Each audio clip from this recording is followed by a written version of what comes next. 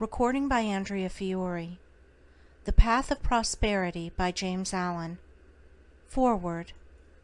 I looked around upon the world, and saw that it was shadowed by sorrow, and scorched by the fierce fires of suffering. And I looked for the cause. I looked around, but could not find it. I looked in books, but could not find it. I looked within, and found there both the cause and the self-made nature of that cause. I looked again, and deeper, and found the remedy. I found one law, the law of love; one life, the life of adjustment to that law; one truth, the truth of a conquered mind and a quiet and obedient heart. And I dreamed of writing a book which should help men and women, whether rich or poor, learned or unlearned, worldly or unworldly, to find within themselves the source of all success, all happiness, all accomplishment, all truth.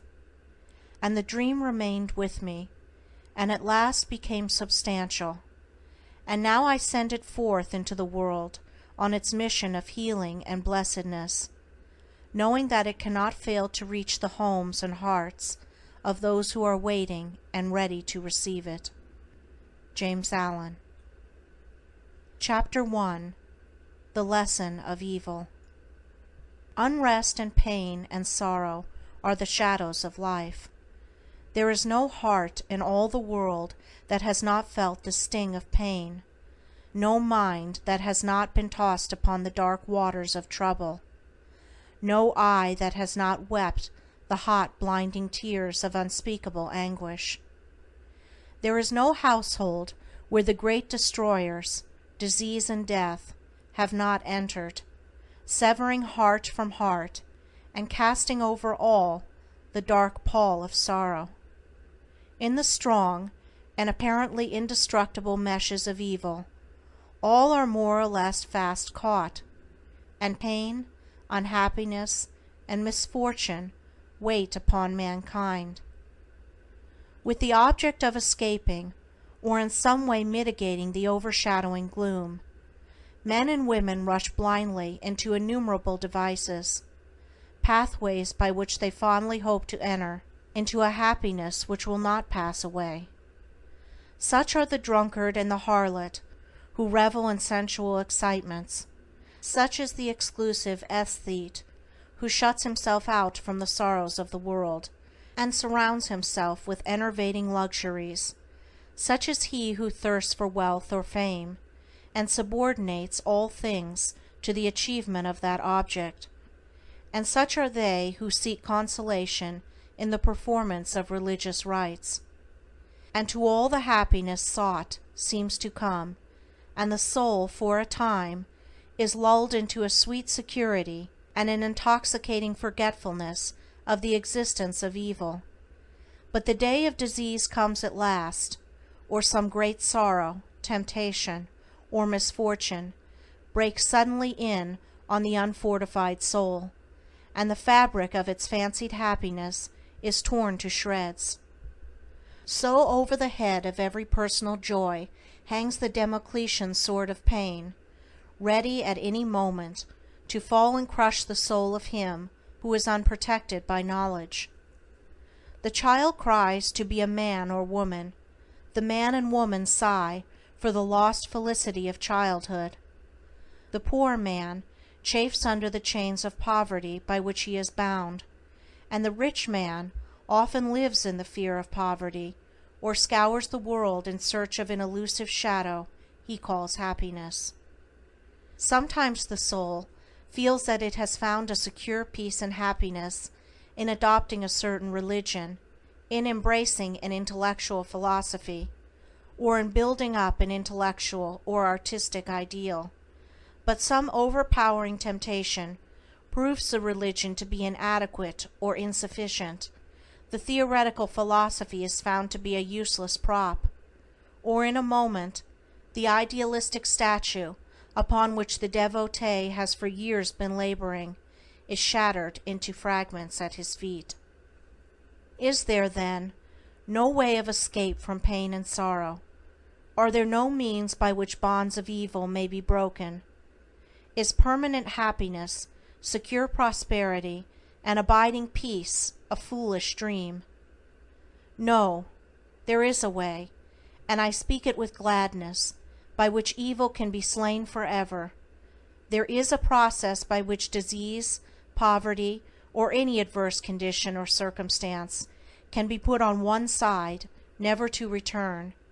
There is a method by which a permanent prosperity can be secured, free from all fear of the return of adversity, and there is a practice by which unbroken and unending peace and bliss can be partaken of and realized. And the beginning of the way which leads to this glorious realization is the acquirement of a right understanding of the nature of evil.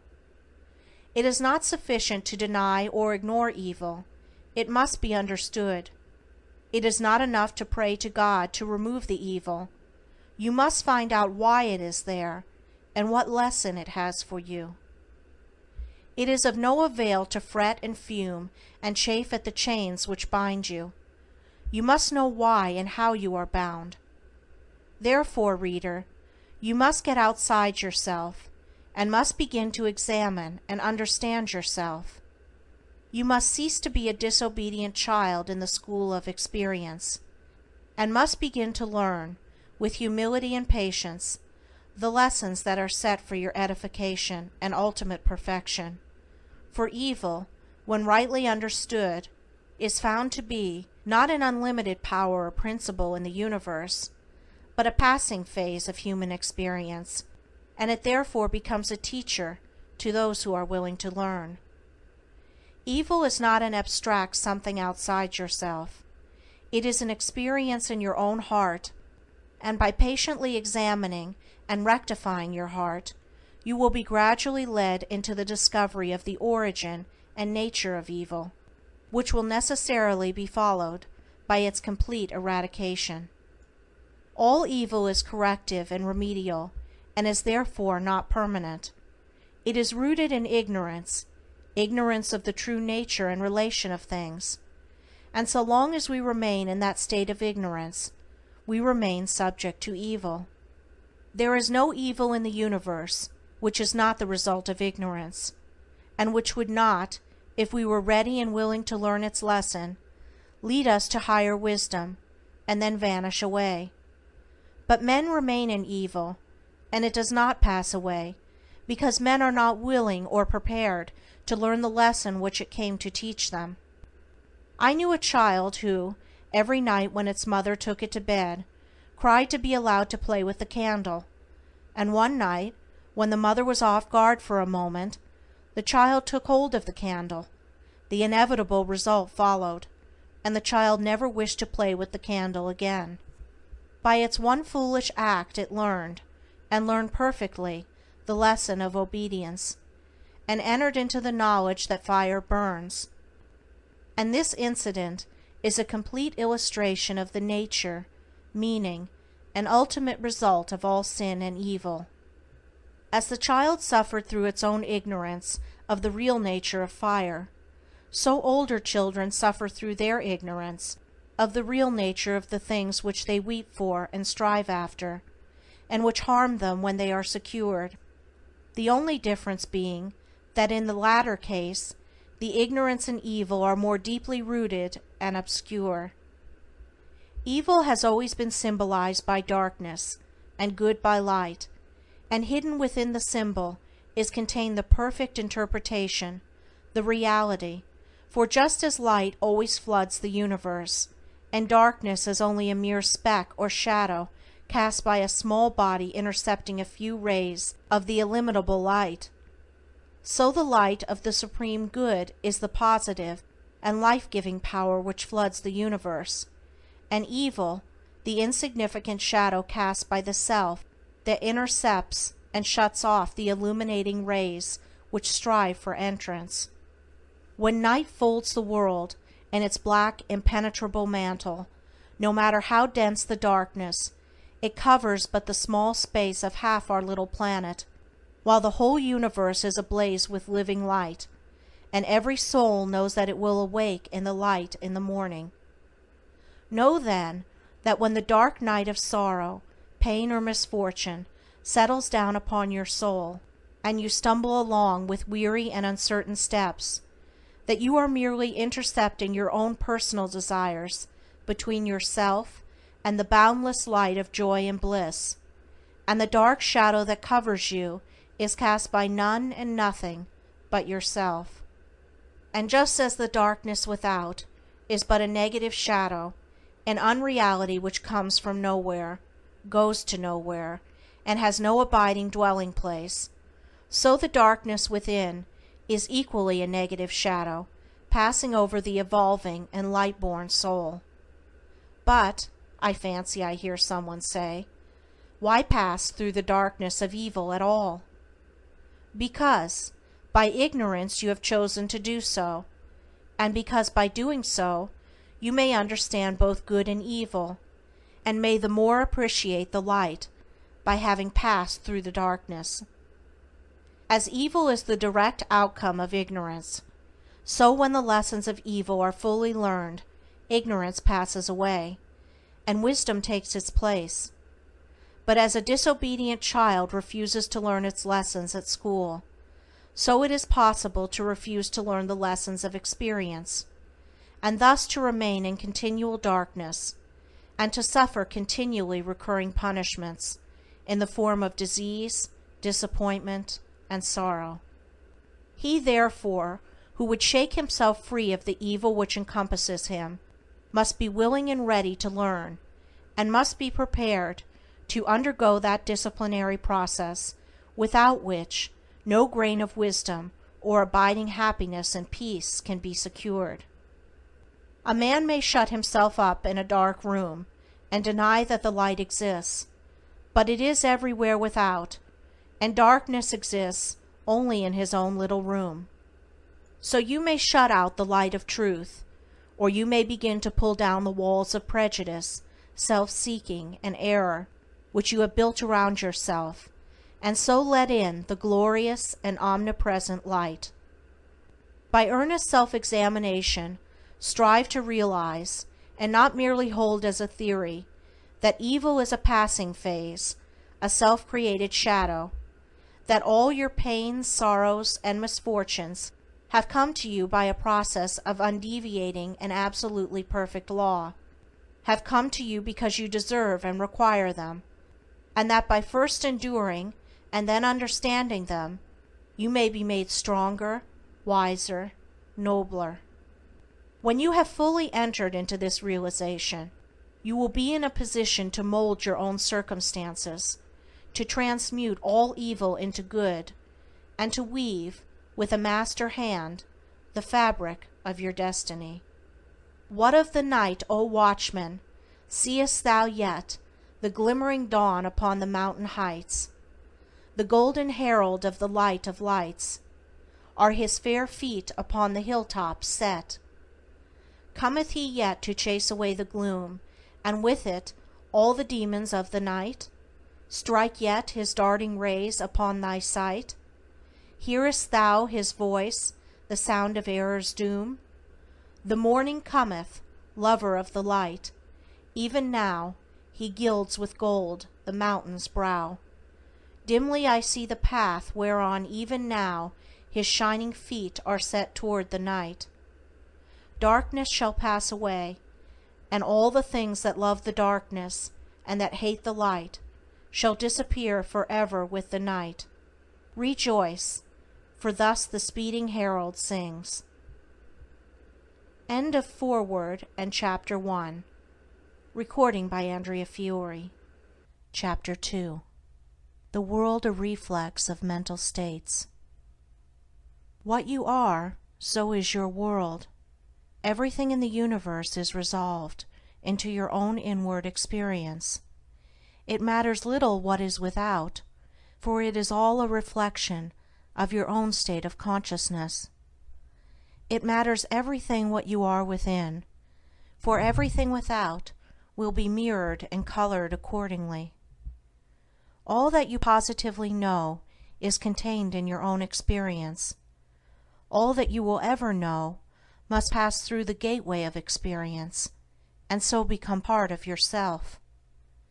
Your own thoughts, desires, and aspirations comprise your world, and to you, all that there is in the universe of beauty and joy and bliss, or of ugliness and sorrow and pain, is contained within yourself.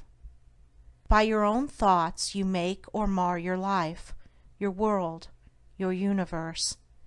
As you build within by the power of thought, so will your outward life and circumstances shape themselves accordingly.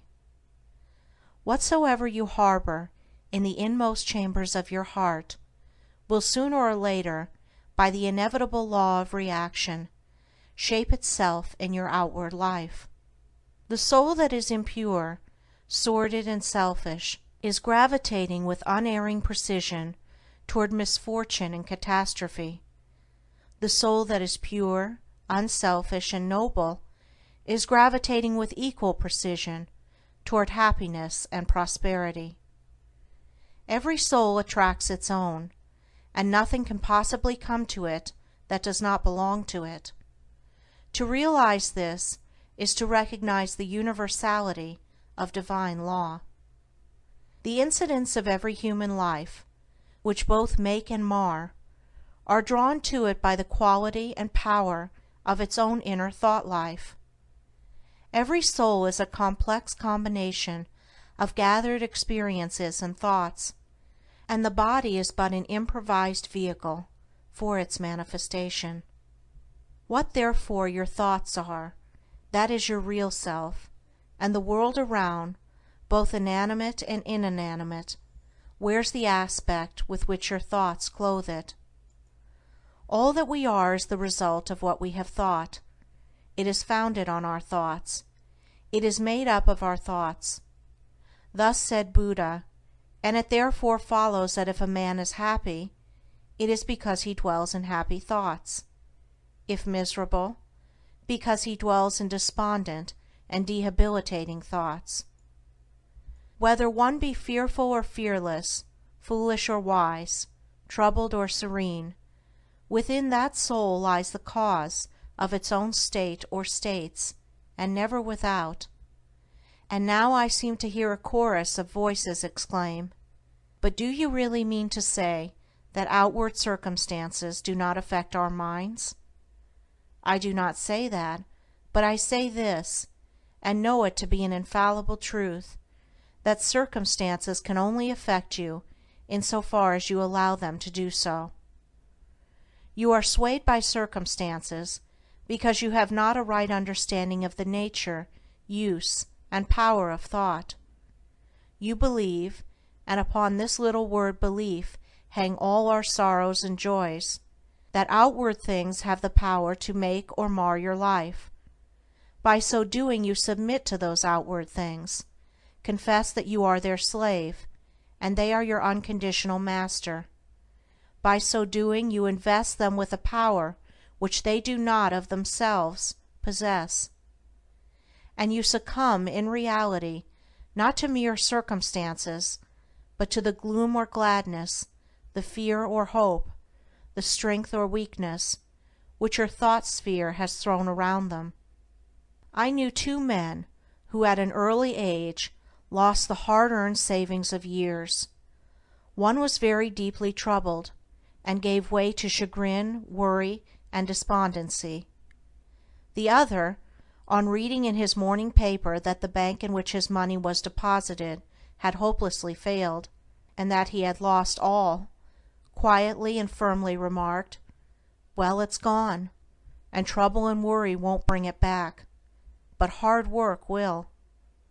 He went to work with renewed vigor, and rapidly became prosperous, while the former man, continuing to mourn the loss of his money, and to grumble at his bad luck, remained the sport and tool of adverse circumstances, in reality of his own weak and slavish thoughts.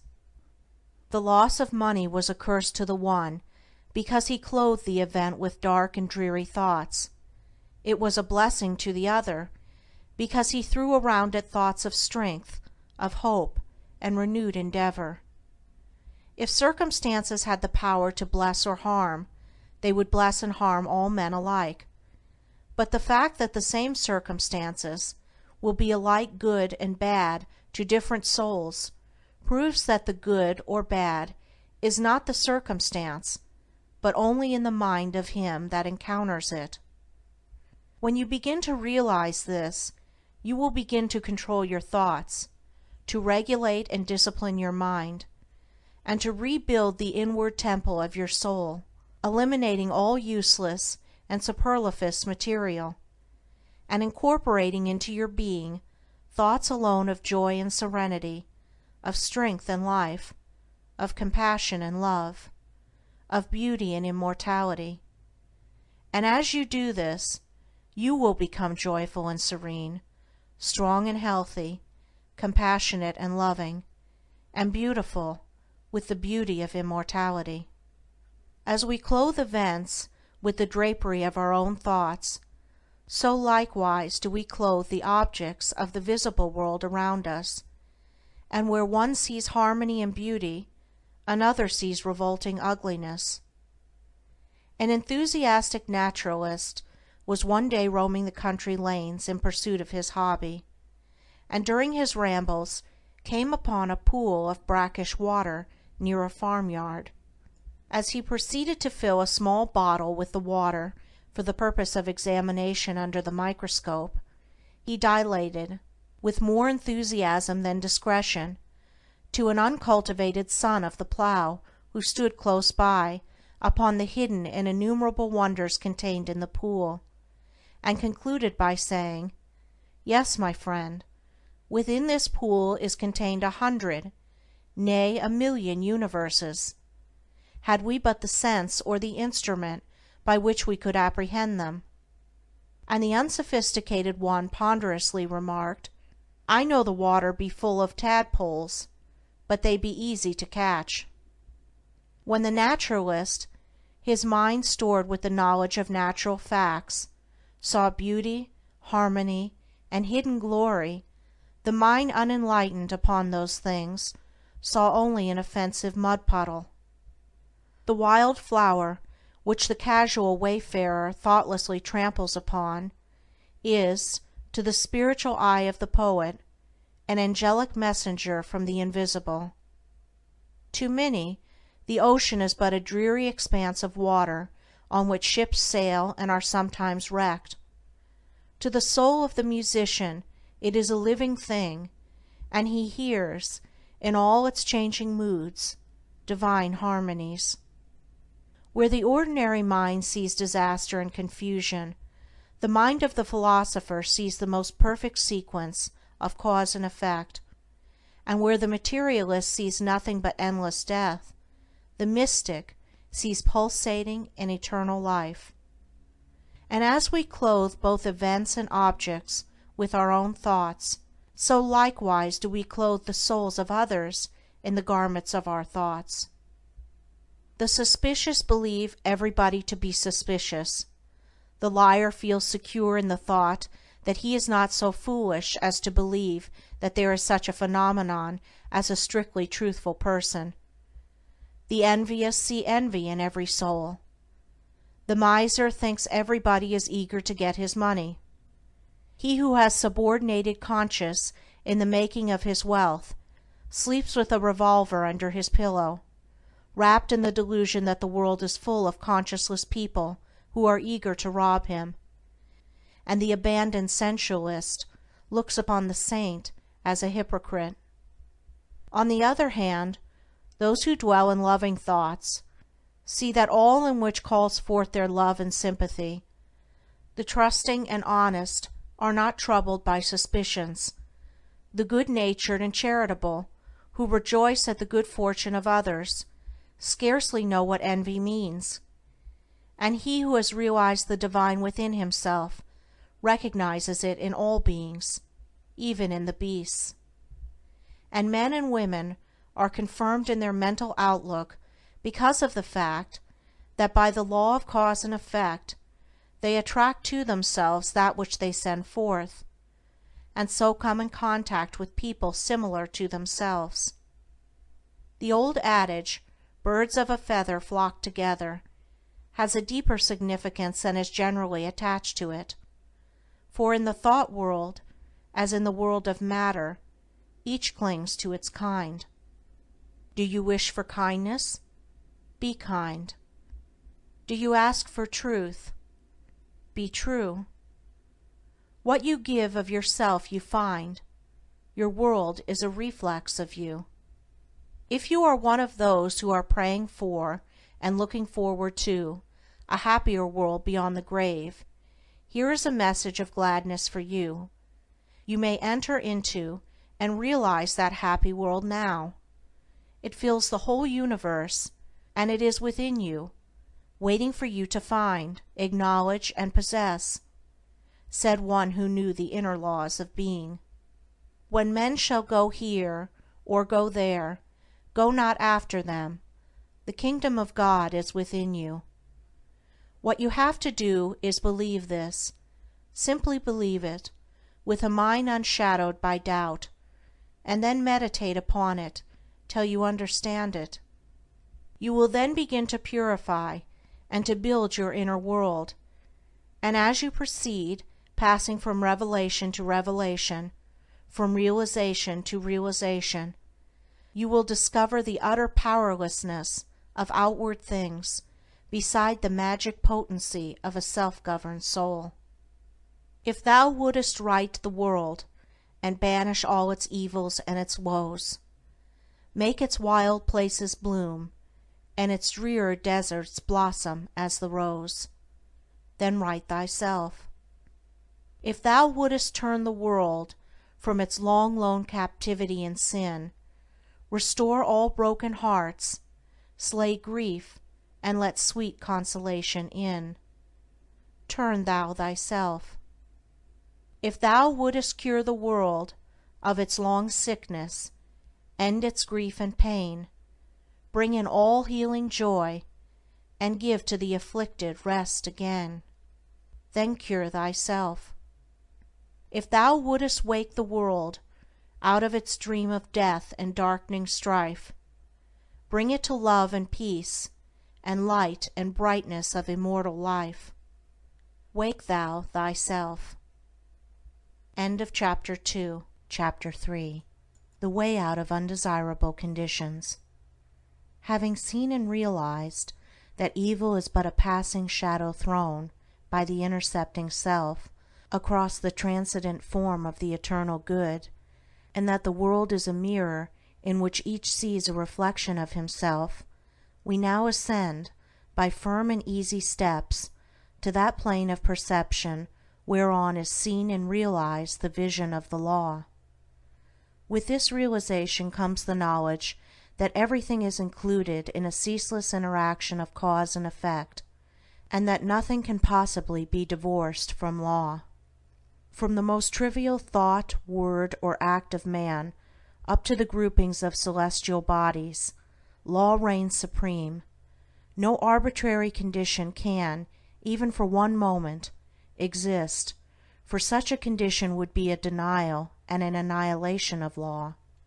Every condition of life is, therefore, bound up in an orderly and harmonious sequence, and the secret and cause of every condition is contained within itself. The law, "Whatsoever a man sows that he shall also reap," is inscribed in flaming letters upon the portal of eternity, and none can deny it, none can cheat it, none can escape it. He who puts his hand in the fire must suffer the burning until such a time as it has worked itself out, and neither curses nor prayers can avail to alter it. And precisely the same law governs the realm of mind. Hatred, anger, jealousy, envy, lust, covetousness, all these are fires which burn, and whoever even so much as touches them must suffer the torments of burning. All these conditions of mind are rightly called evil, for they are the efforts of the soul to subvert, in its ignorance, the law, and they therefore lead to chaos and confusion within, and are sooner or later actualized in the outward circumstances as disease, failure, and misfortune, coupled with grief, pain, and despair. Whereas love, gentleness, goodwill, purity are cooling airs which breathe peace upon the soul that woes them, and being in harmony with the eternal law, they become actualized in the form of health, peaceful surroundings, and undeviating success and good fortune. A thorough understanding of this great law, which permeates the universe, leads to the acquirement of that state of mind known as obedience. To know that justice, harmony, and love are supreme in the universe is likewise to know that all adverse and painful conditions are the result of our own disobedience to that law. Such knowledge leads to strength and power, and it is upon such knowledge alone that a true life and an enduring success and happiness can be built. To be patient under all circumstances, and to accept all conditions as necessary factors in your training, is to rise superior to all painful conditions, and to overcome them with an overcoming which is sure, and which leaves no fear of their return, for by the power of obedience to law they are utterly slain.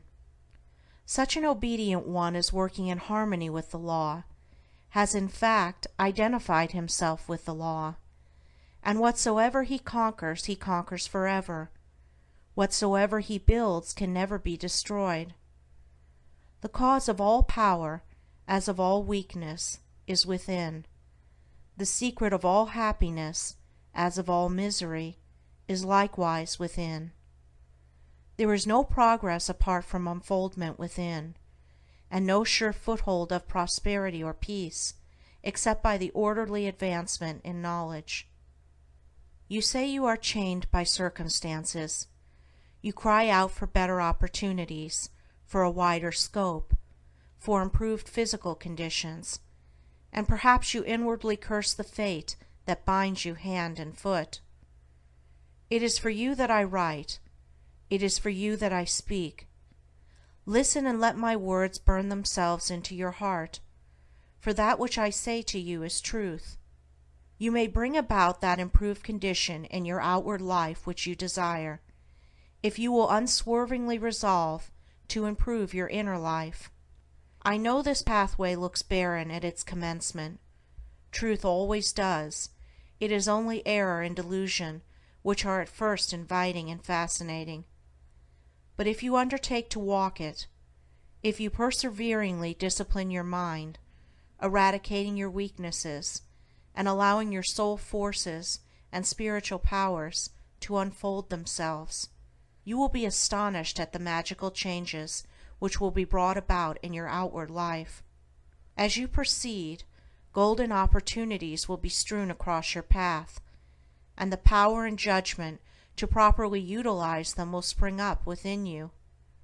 Genial friends will come unbidden to you. Sympathetic souls will be drawn to you as the needle is to the magnet, and books and all outward aids that you require will come to you unsought. Perhaps the chains of poverty hang heavily upon you, and you are friendless and alone, and you long with an intense longing that your load may be lightened, but the load continues, and you seem to be enveloped in an ever-increasing darkness.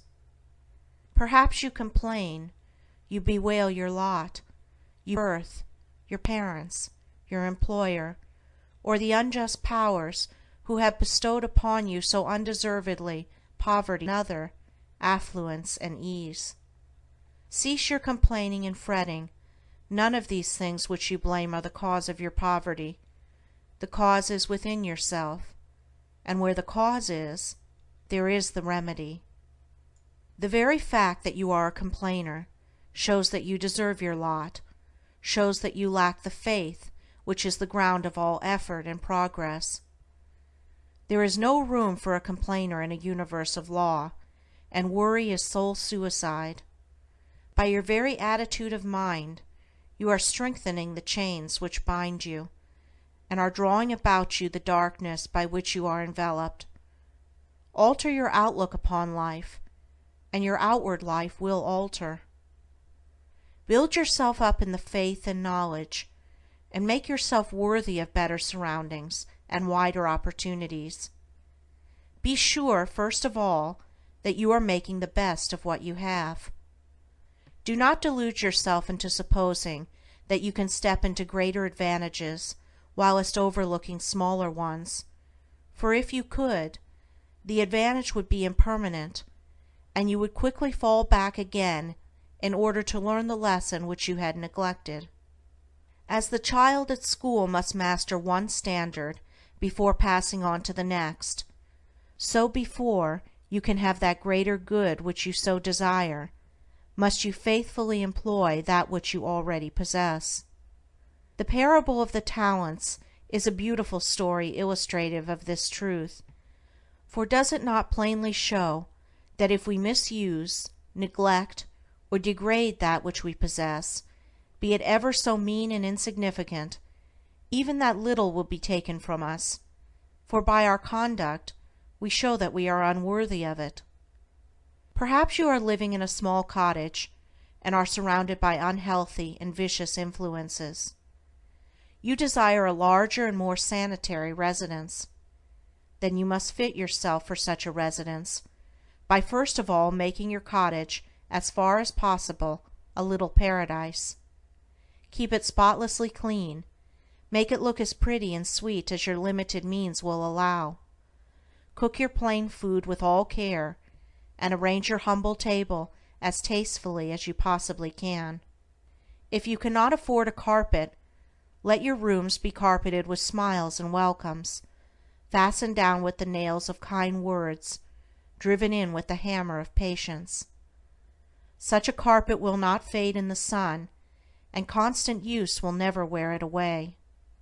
So by ennobling your present surroundings you will rise above them, and above the need of them, and at the right time you will pass on into a better house and surroundings, which have all along been waiting for you, and which you have fitted yourself to occupy. Perhaps you desire more time for thought and effort, and feel that your hours of labor are too hard and long. Then see to it that you are utilizing to the fullest possible extent what little spare time you have. It is useless to desire more time if you are already wasting what little you have, for you would only grow more indolent and indifferent. Even poverty and lack of time and leisure are not the only evils that you imagine they are, and if they hinder you in your progress, it is because you have clothed them in your own weaknesses, and the evil that you see them in is really in yourself. Endeavor to fully and completely realize that in so far as you shape and mold your mind, you are the maker of your destiny, and as, by the transmuting power of self-discipline, you realize this more and more, you will come to see that these so-called evils may be converted into blessings. You will then utilize your poverty for the cultivation of patience, hope, and courage, and your lack of time in the gaining of promptness of action and decision of mind, by seizing the precious moments as they present themselves for your acceptance. As in the rankest soil the most beautiful flowers are grown, so in the dark soil of poverty the choicest flowers of humanity have developed and bloomed. Where there are difficulties to cope with, and unsatisfactory conditions to overcome, there virtue most flourishes and manifests its glory. It may be that you are in the employ of a tyrannous master or mistress, and you feel that you are harshly treated.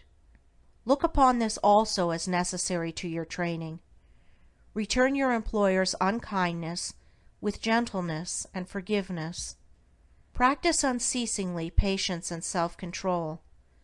Turn the disadvantage to account by utilizing it for the gain of mental and spiritual strength, and by your silent example and influence, you will thus be teaching your employer, will be helping him to grow ashamed of his conduct, and will, at the same time, Be lifting yourself up to that height of spiritual attainment by which you will be enabled to step into new and more congenial surroundings at the time when they are presented to you.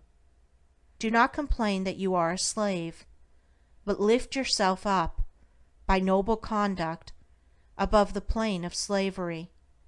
Before complaining that you are a slave to another, be sure that you are not a slave to self. Look within, look searchingly, and have no mercy upon yourself. You will find there, perchance, slavish thoughts, slavish desires, and in your daily life and conduct, slavish habits. Conquer these, cease to be a slave to self, and no man will have the power to enslave you. As you overcome self, you will overcome all adverse conditions, and every difficulty will fall before you. Do not complain that you are oppressed by the rich. Are you sure that if you gain these riches, you would not be an oppressor yourself? Remember that there is the eternal law, which is absolutely just, and that he who oppresses today must himself be oppressed tomorrow, and from this there is no way of escape. And perhaps you, yesterday, in some former existence, were rich and an oppressor, and that you are now merely paying off the debt which you owe to the great law. Practice, therefore, fortitude and faith. Dwell constantly in the mind upon the eternal justice, the eternal good.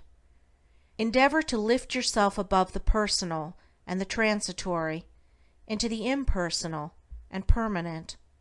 Shake off the delusion that you are being injured or oppressed by another, and try to realize, by a profounder comprehension of your inner life and the laws which govern that life, that you are only really injured by what is within you. There is no practice more degrading, debasing, and soul-destroying than that of self-pity. Cast it out from you. While such a canker is feeding upon your heart, you can never expect to grow into a fuller life. Cease from the condemnation of others, and begin to condemn yourself.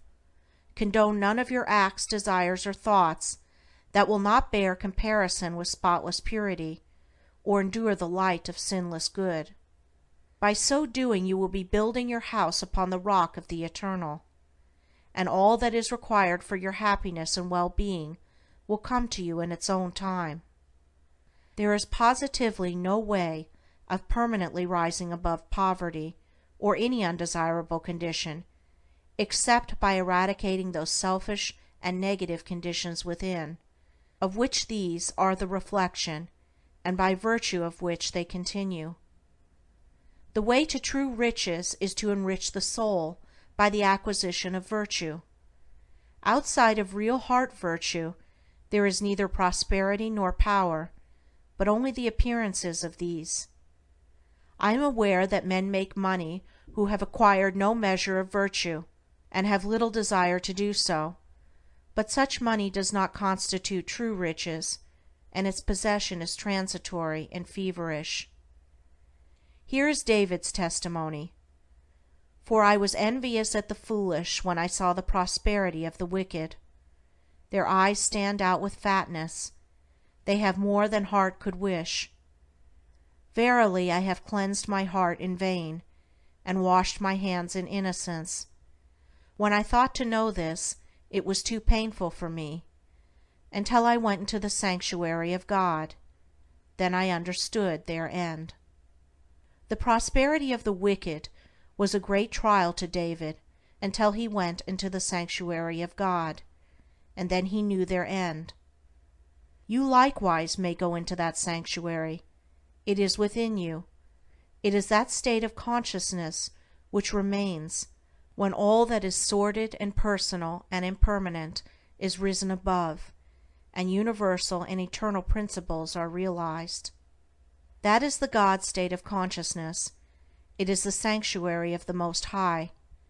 When by long strife and self-discipline you have succeeded in entering the door of that holy temple, you will perceive, with unobstructed vision, the end and fruit of all human thought and endeavor, both good and evil. You will then no longer relax your faith when you see the immoral man accumulating outward riches, for you will know that he must come again to poverty and degradation. The rich man who is barren of virtue is in reality poor, and as surely as the waters of the river are drifting to the ocean, so surely is he, in the midst of all his riches, drifting towards poverty and misfortune, and though he die rich, yet he must return to reap the bitter fruit of all his immorality. And though he become rich many times, yet as many times must he be thrown back into poverty, until by long experience and suffering he conquers the poverty within. But the man who is outwardly poor, yet rich in virtue, is truly rich, and in the midst of all his poverty he is surely traveling towards prosperity, and abounding joy and bliss await his coming. If you would be truly and permanently prosperous, you must first become virtuous. It is therefore unwise to aim directly at prosperity, to make it the one object of life, to reach out greedily for it. To do this is to ultimately defeat yourself. But rather aim at self-perfection, make useful and unselfish service the object of your life, and ever reach out hands of faith towards the supreme and unalterable good. You say you desire wealth not for your sake, but in order to do good with it and to bless others. If this is your real motive in desiring wealth, then wealth will come to you, for you are strong and unselfish indeed if in the midst of riches you are willing to look upon yourself as a steward and not as owner. But examine well your motive, for in the majority of instances where money is desired for the admitted object of blessing others, the real underlying motive is a love of popularity, and a desire to pose as a philanthropist or reformer. If you are not doing good with what little you have, the more money you got the more selfish you would become, and all the good you appeared to do with your money, if you attempted to do any, would be so much insinuating self-laudation. If your real desire is to do good, there is no need to wait for money before you do it. You can do it now, this very moment, and just where you are. If you are really so unselfish as you believe yourself to be, you will show it by sacrificing yourself for others now. No matter how poor you are, there is room for self-sacrifice, for did not the widow put her all into the treasury? The heart that truly desires to do good does not wait for money before doing it, but comes to the altar of sacrifice, and leaving there the unworthy elements of self, goes out and breathes upon neighbor and stranger, friend and enemy alike, the breath of blessedness. As the effect is related to the cause, so is prosperity and power related to the inward good, and poverty and weakness to the inward evil. Money does not constitute true wealth, nor position, nor power, and to rely upon it alone is to stand upon a slippery place. Your true wealth is your stock of virtue, and your true power the uses to which you put it. Rectify your heart, and you will rectify your life. Lust, hatred, anger, vanity, pride, covetousness, self-indulgence, self-seeking, obstinacy, all these are poverty and weakness, whereas love, purity, gentleness, meekness, compassion, generosity, self-forgetfulness, and self-renunciation, all these are wealth and power. As the elements of poverty and weakness are overcome, an irresistible and all-conquering power is evolved from within, and he who succeeds in establishing himself in the highest virtue brings the whole world to his feet. But the rich, as well as the poor, have their undesirable conditions, and are frequently farther removed from happiness than the poor. And here we see how happiness depends, not upon outward aids or possessions, but upon the inward life. Perhaps you are an employer, and you have endless trouble with those whom you employ, and when you do get good and faithful servants, they quickly leave you. As a result, you are beginning to lose, or have completely lost, your faith in human nature. You try to remedy matters by giving better wages and by allowing certain liberties, yet matters remain unaltered. Let me advise you. The secret of all your trouble is not in your servants, it is in yourself, and if you look within, with a humble and sincere desire to discover and eradicate your error, you will, sooner or later, find the origin of all your unhappiness. It may be some selfish desire, or lurking suspicion, or unkind attitude of mind, which sends out its poison upon those about you, and reacts upon yourself, even though you may not show it in your manner or speech. Think of your servants with kindness. Consider of them that extremity of service which you yourself would not care to perform were you in their place.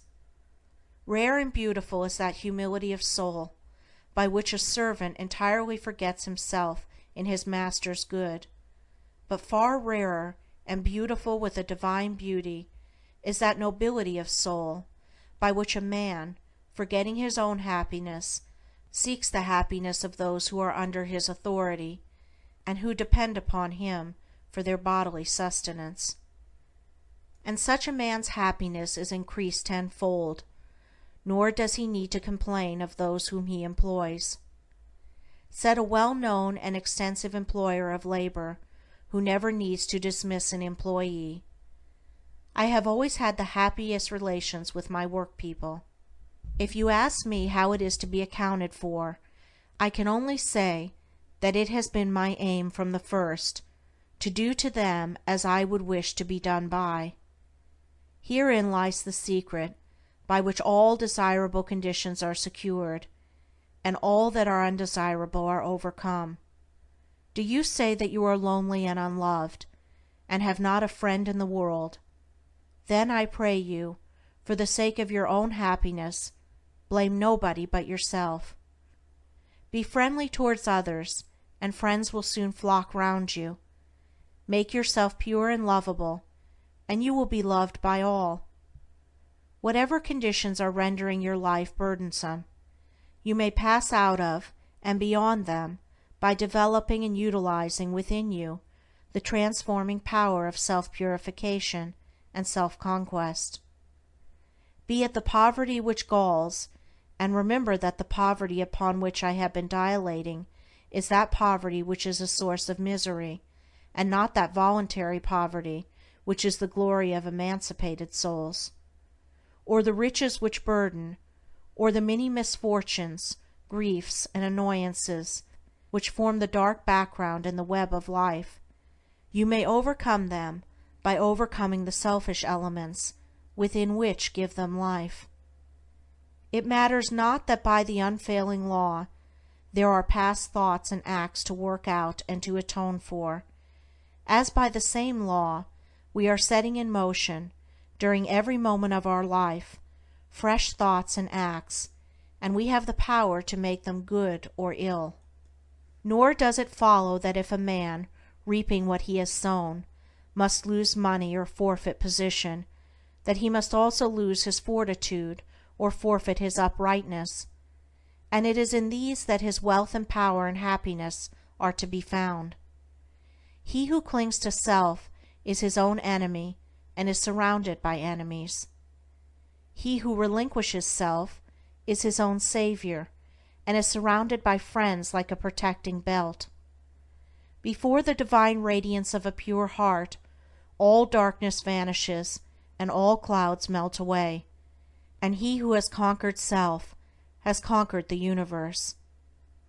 Come then out of your poverty, come out of your pain, come out of your troubles and sighings and complainings and heartaches and loneliness by coming out of yourself. Let the old tattered garment of your petty selfishness fall from you, and put on the new garment of universal love. You will then realize the inward heaven, and it will be reflected in all your outward life. He who sets his foot firmly upon the path of self-conquest, who walks, aided by the staff of faith, the highway of self-sacrifice, will assuredly achieve the highest prosperity, and will reap abounding and enduring joy and bliss. To them that seek the highest good, all things subserve the wisest ends. Naught comes as ill, and wisdom lends wings to all shapes of evil brood. The darkening sorrow veils a star that waits to shine with gladsome light. Hell waits on heaven, and after night comes golden glory from afar. Defeats are steps by which we climb with purer aim to nobler ends. Loss leads to gain, and joy attends true footsteps up the hills of time. Pain leads to paths of holy bliss, to thoughts and words and deeds divine, and clouds that gloom and rays that shine along life's upward highway kiss. Misfortune does not but cloud the way whose end and summit in the sky of bright success, sun-kissed and high, awaits our seeking and our stay. The heavy pall of doubts and fears that clouds the valley of our hopes, the shades with which the spirit copes, the bitter harvesting of tears. The heartaches, miseries, and griefs, the bruisings born of broken ties, all these are steps by which we rise to living ways of sound beliefs. Love, pitying, watchful, runs to meet the pilgrim from the land of fate. All glory and all good await the coming of obedient feet. End of Chapter 3. Chapter 4. The silent power of thought, controlling and directing one's forces.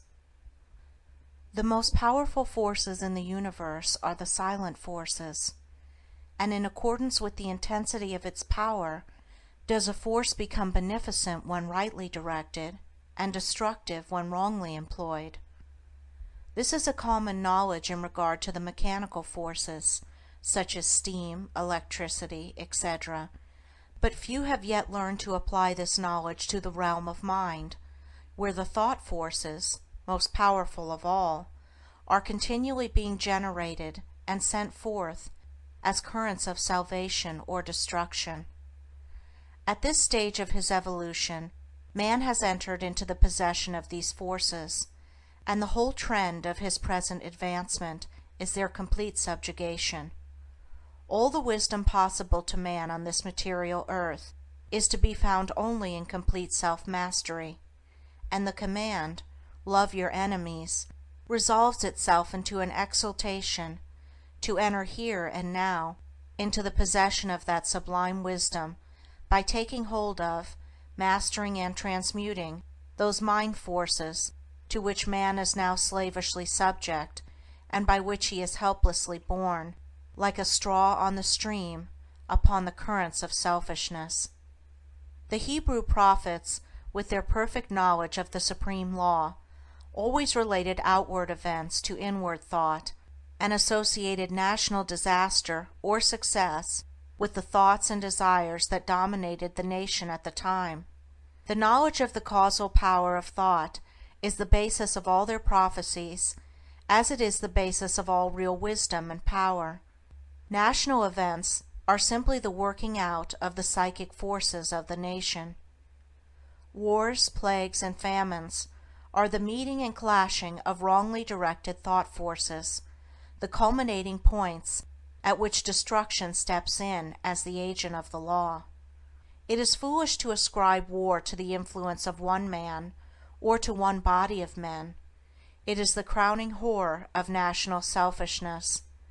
It is the silent and conquering thought forces which bring all things into manifestation. The universe grew out of thought. Matter, in its last analysis, is found to be merely objectivized thought. All men's accomplishments were first wrought out in thought, and then objectivized. The author, the inventor, the architect first builds up his work in thought, and having perfected it in all its parts as a complete and harmonious whole upon the thought plane, he then commences to materialize it, to bring it down to the material or sense plane. When the thought forces are directed in harmony with the overruling law, they are upbuilding and preservative, but when subverted, they become disintegrating and self-destructive. To adjust all your thoughts to a perfect and unswerving faith in the omnipotence and supremacy of good is to cooperate with that good, and to realize within yourself the solution and destruction of all evil. Believe and ye shall live. And here we have the true meaning of salvation, salvation from the darkness and negation of evil, by entering into and realizing the living light of the eternal good. Where there is fear, worry, anxiety, doubt, trouble, chagrin, or disappointment, there is ignorance and lack of faith. All these conditions of mind are the direct outcome of selfishness, and are based upon an inherent belief in the power and supremacy of evil. They therefore constitute practical atheism, and to live in and become subject to these negative and soul-destroying conditions of mind is the only real atheism. It is salvation from such conditions that the race needs, and let no man boast of salvation whilst he is their helpless and obedient slave.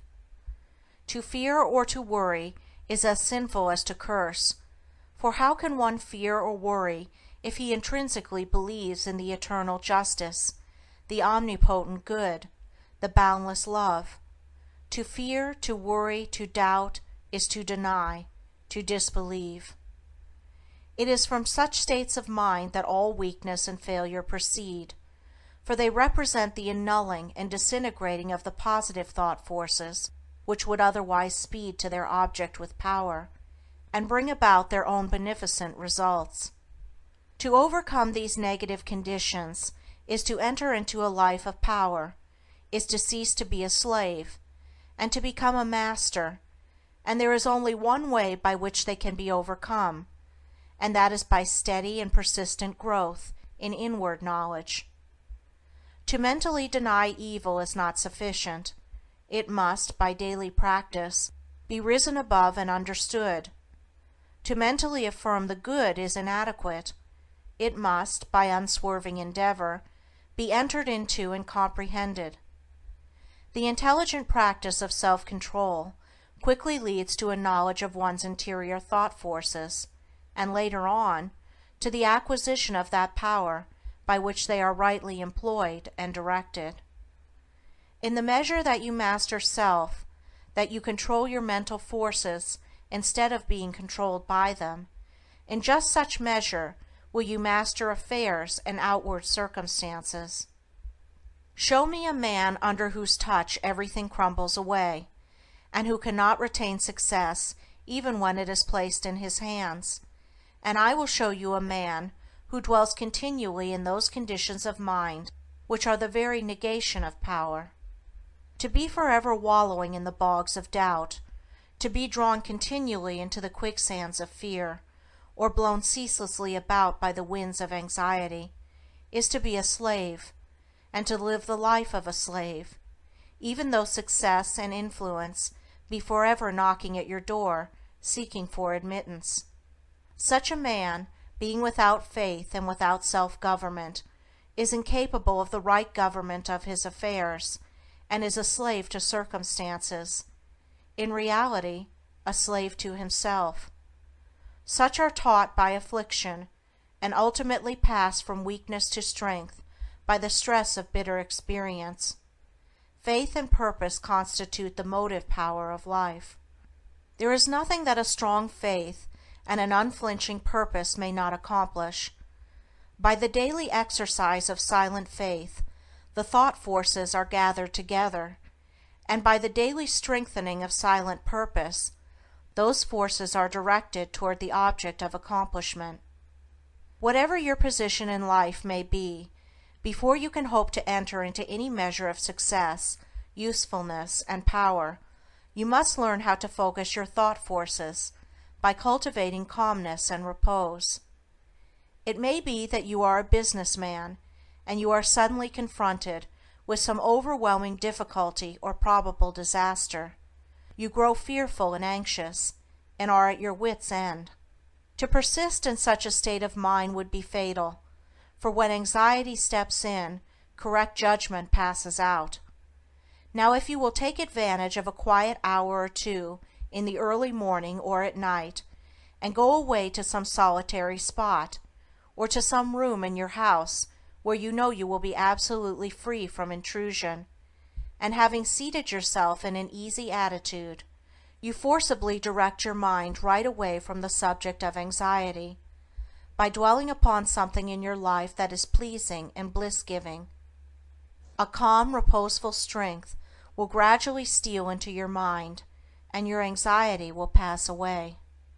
Upon the instant that you find your mind reverting to the lower plane of worry, bring it back again, and re-establish it on the plane of peace and strength.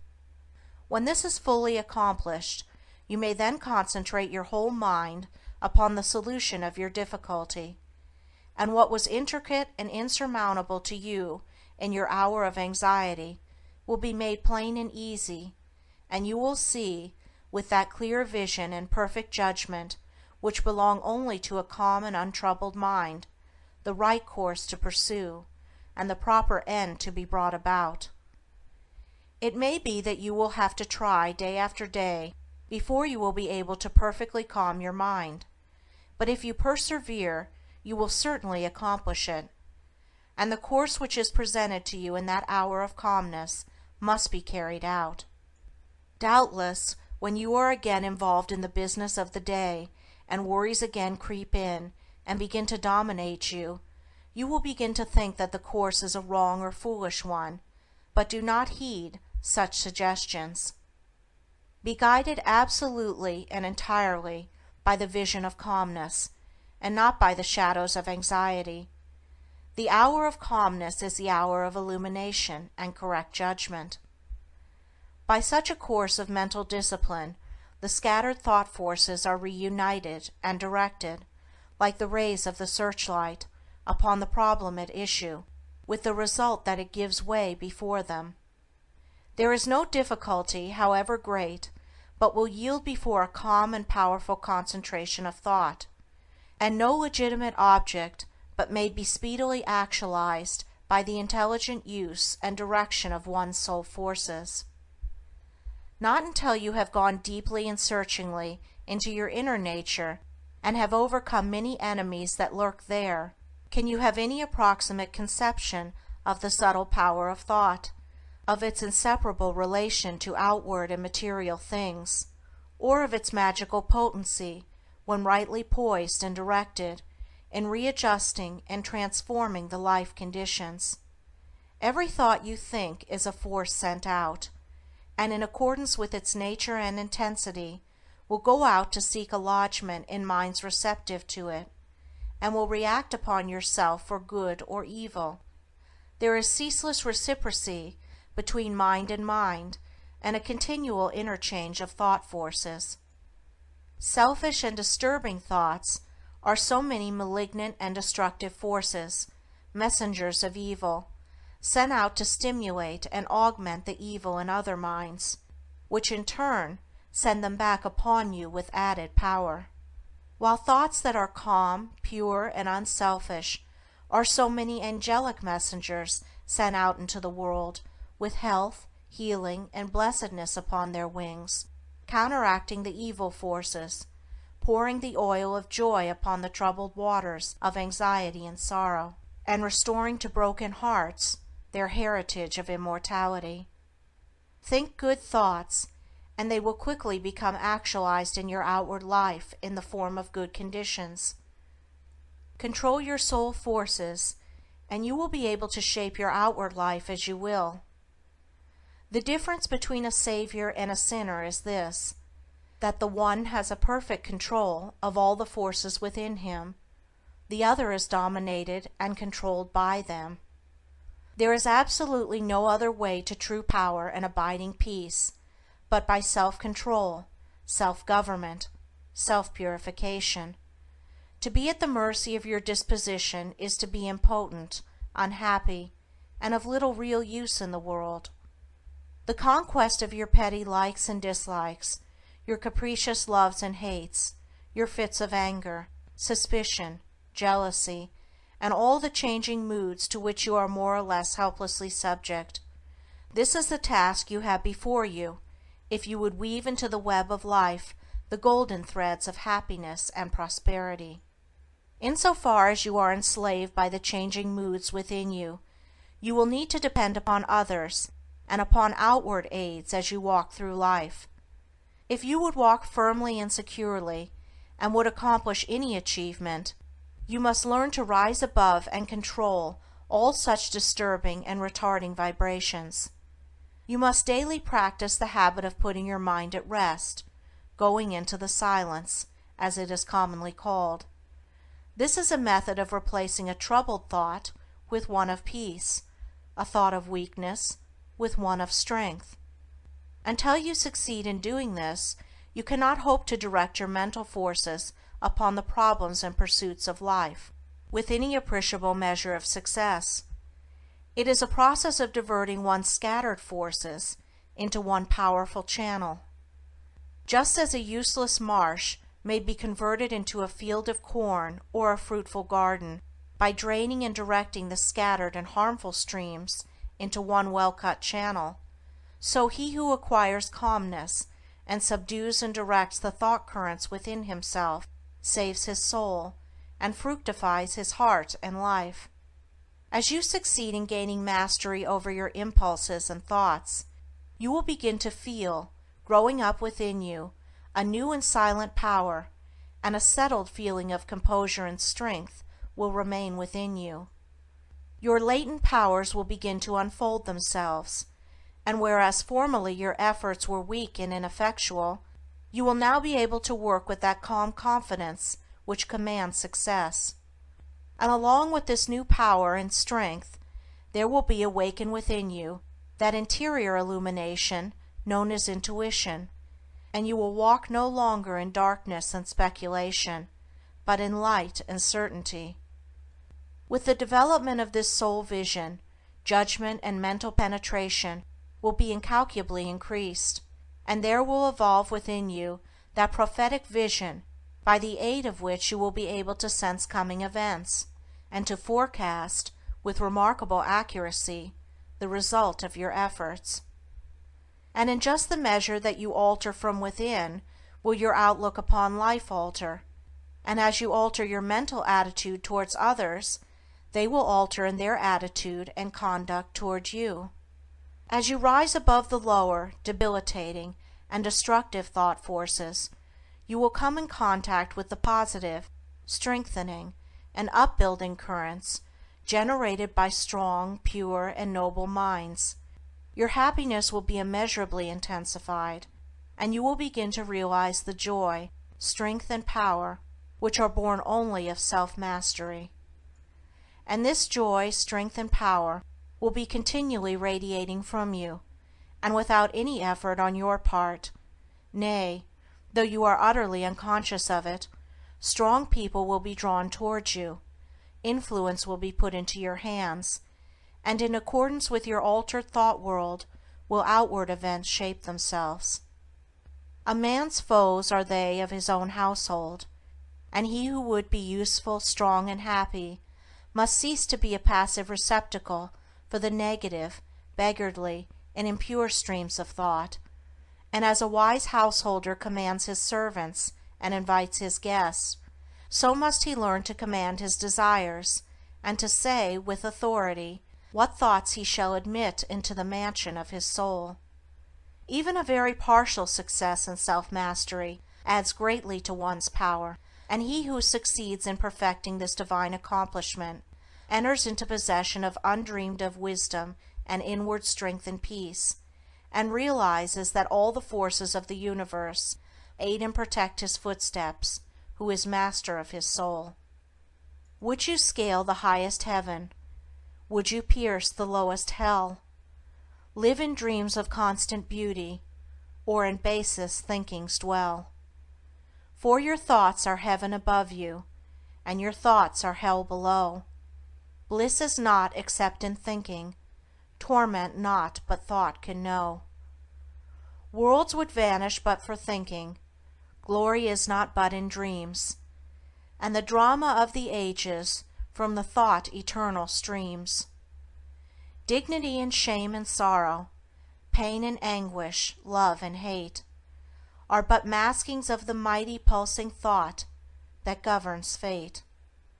As the colors of the rainbow makes the one uncolored beam, so the universal changes make the one eternal dream. And the dream is all within you, and the dreamer waiteth long for the morning to awaken him to the living thought and strong, that shall make the ideal real, make to vanish dreams of hell, in the highest holiest heaven where the pure and perfect dwell. Evil is the thought that thinks it, good the thought that makes it so. Light and darkness, sin and pureness, likewise out of thinking grow. Dwell in thought upon the grandest, and the grandest you shall see. Fix your mind upon the highest, and the highest you shall be. End of Chapter 4. Chapter 5. The Secret of Health, Success, and Power. We all remember with what intense delight, as children, we listened to the never-tiring fairy tale. How eagerly we followed the fluctuating fortunes of the good boy or girl, ever protected in the hour of crisis from the evil machinations of the scheming witch, the cruel giant, or the wicked king. And our little hearts never faltered for the fate of the hero or heroine, nor did we doubt their ultimate triumph over all their enemies, for we knew that the fairies were infallible, and that they would never desert those who had consecrated themselves to the good and the true. And what unspeakable joy pulsated within us when the fairy queen, bringing all her magic to bear at the critical moment, scattered all the darkness and trouble, and granted them the complete satisfaction of all their hopes, and they were happily ever after. With the accumulating years and an ever-increasing intimacy with the so-called realities of life, our beautiful fairy world became obliterated, and its wonderful inhabitants were relegated, in the archives of memory, to the shadowy and unreal.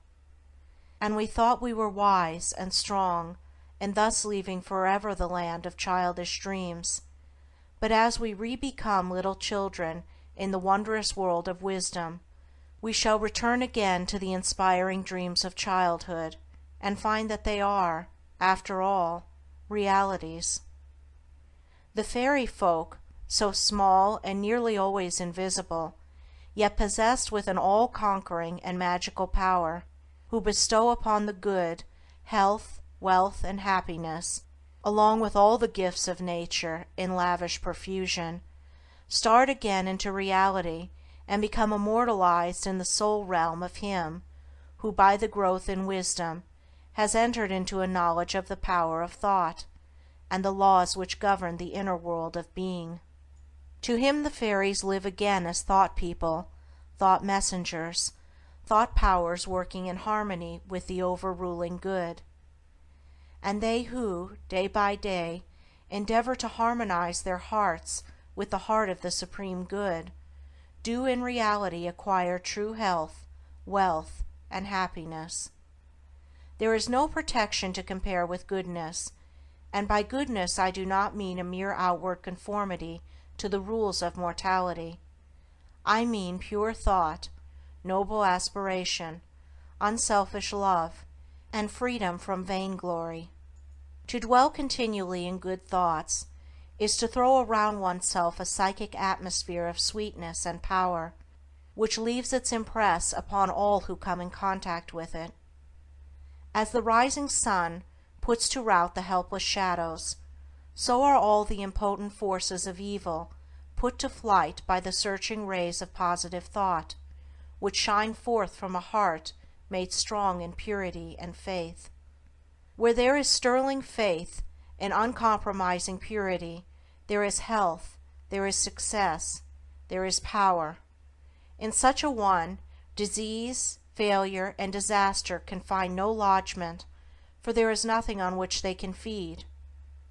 Even physical conditions are largely determined by mental states, and to this truth the scientific world is rapidly being drawn. The old materialistic belief that a man is what his body makes him is rapidly passing away, and is being replaced by the inspiring belief that man is superior to his body, and that his body is what he makes it by the power of thought. Men everywhere are ceasing to believe that a man is despairing because he is dyspeptic, and are coming to understand that he is dyspeptic because he is despairing, and in the near future the fact that all disease has its origin in the mind will become common knowledge.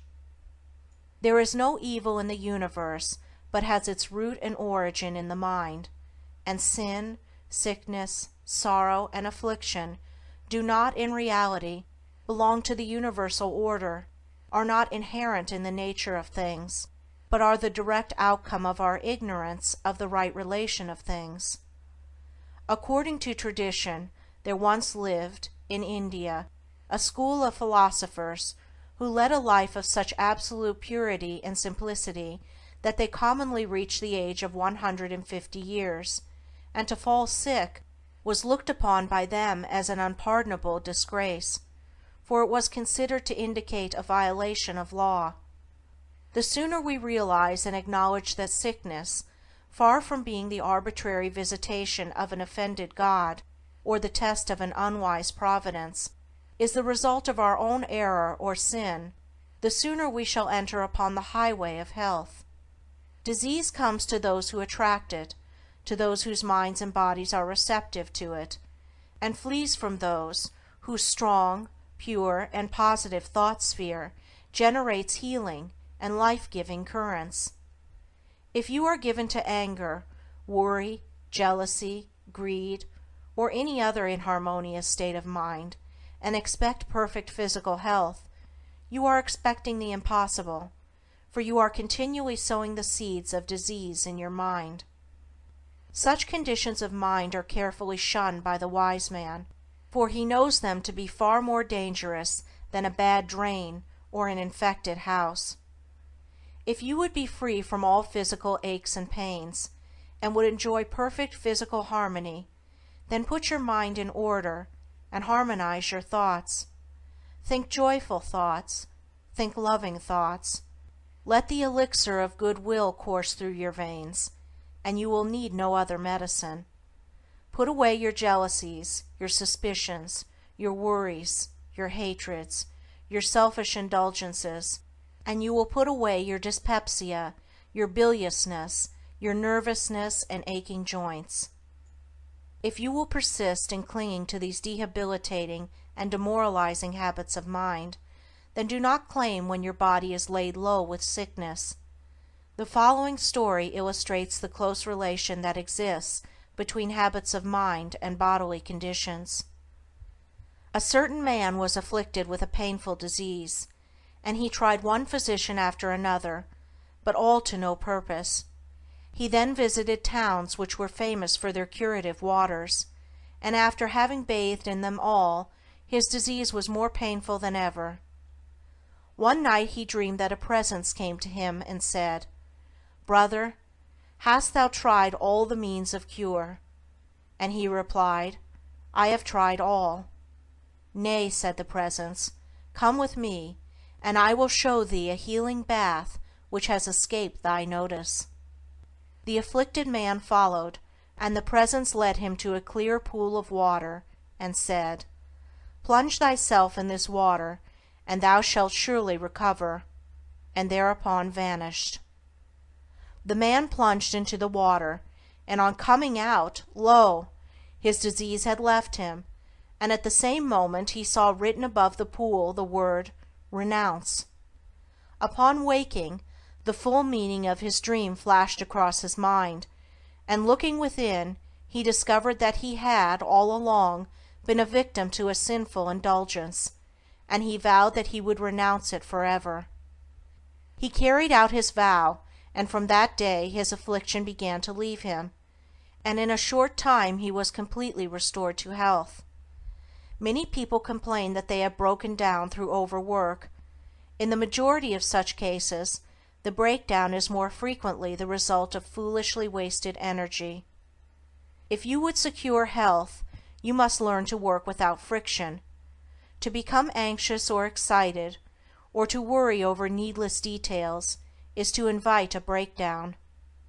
Work, whether of brain or body, is beneficial and health-giving, and the man who can work with a steady and calm persistency, freed from all anxiety and worry, and with his mind utterly oblivious to all but the work he has in hand, will not only accomplish far more than the man who is always hurried and anxious, but he will retain his health, a boon which the other quickly forfeits. True health and true success go together, for they are inseparably intertwined in the thought realm. As mental harmony produces bodily health, so it also leads to a harmonious sequence in the actual working out of one's plans. Order your thoughts and you will order your life. Pour the oil of tranquility upon the turbulent waters of the passions and prejudices, and the tempests of misfortune, howsoever they may threaten, will be powerless to wreck the bark of your soul as it threads its way across the ocean of life. And if that bark be piloted by a cheerful and never-failing faith, its course will be doubly sure, and many perils will pass it by which would otherwise attack it. By the power of faith every enduring work is accomplished. Faith in the Supreme, faith in the overruling law, faith in your work, and in your power to accomplish that work. Here is the rock upon which you must build if you would achieve, if you would stand and not fall. To follow, under all circumstances, the highest promptings within you, to be always true to the Divine Self, to rely upon the inward light, the inward voice, and to pursue your purpose with a fearless and restful heart, believing that the future will yield unto you the meed of every thought and effort, knowing that the laws of the universe can never fail, and that your own will come back to you with mathematical exactitude. This is faith, and the living of faith. By the power of such faith, the dark waters of uncertainty are divided, every mountain of difficulty crumbles away, and the believing soul passes on unharmed. Strive, O reader, to acquire above everything the priceless possession of this dauntless faith, for it is the talisman of happiness, of success, of peace, of power, of all that makes life great and superior to suffering. Build upon such a faith, and you build upon the rock of the Eternal, and with the materials of the Eternal, and the structure that you erect will never be dissolved, for it will transcend all the accumulations of material luxuries and riches, the end of which is dust. Whether you are hurled into the depths of sorrow or lifted upon the heights of joy, ever retain your hold upon this faith, ever return to it as your rock of refuge, and keep your feet firmly planted upon its immortal and immovable base. Centered in such a faith, you will become possessed of such a spiritual strength as will shatter, like so many toys of glass, all the forces of evil that are hurled against you, and you will achieve a success such as the mere striver after worldly gain can never know or even dream of. If ye have faith, and doubt not, ye shall not only do this, but if ye shall say unto this mountain, Be thou removed, and be thou cast into the sea, it shall be done. There are those today, men and women, tabernacled in flesh and blood, who have realized this faith, and who live in it day by day, and who, having put it to the uttermost test, have entered into the possession of its glory and peace. Such have sent out the word of command and the mountains of sorrow and disappointment, of mental weariness and physical pain have passed from them, and have been cast into the sea of oblivion. If you would become possessed of this faith, you will not need to trouble about your success or failure, and success will come. You will not need to become anxious about results, but will work joyfully and peacefully, knowing that right thoughts and right efforts will inevitably bring about right results. I know a lady who has entered into many blissful satisfactions, and recently a friend remarked to her, "Oh, how fortunate you are! You only have to wish for a thing, and it comes to you." And it did, indeed, appear so on the surface, but in reality all the blessedness that has entered into this woman's life is the direct outcome of the inward state of blessedness which she has, throughout life, been cultivating and training toward perfection. Mere wishing brings nothing but disappointment. It is living that tells. The foolish wish and grumble, the wise work and wait. And this woman had worked without and within, but especially within, upon heart and soul, and with the invisible hands of the Spirit she had built up, with the precious stones of faith, hope, joy, devotion, and love, a fair temple of light, whose glorifying radiance was ever round about her. It beamed in her eye, it shone through her countenance, it vibrated in her voice, and all who came into her presence felt its captivating spell. And as with her, so with you. Your success, your failure, your influence, your whole life you carry about with you, for your dominant trends of thought are the determining factors in your destiny. Send forth loving, stainless, and happy thoughts, and blessings will fall into your hands, and your table will be spread with the cloth of peace. Send forth hateful, impure, and unhappy thoughts, and curses will rain down upon you, and fear and unrest will wait upon your pillow. You are the unconditional maker of your fate, be that fate what it may.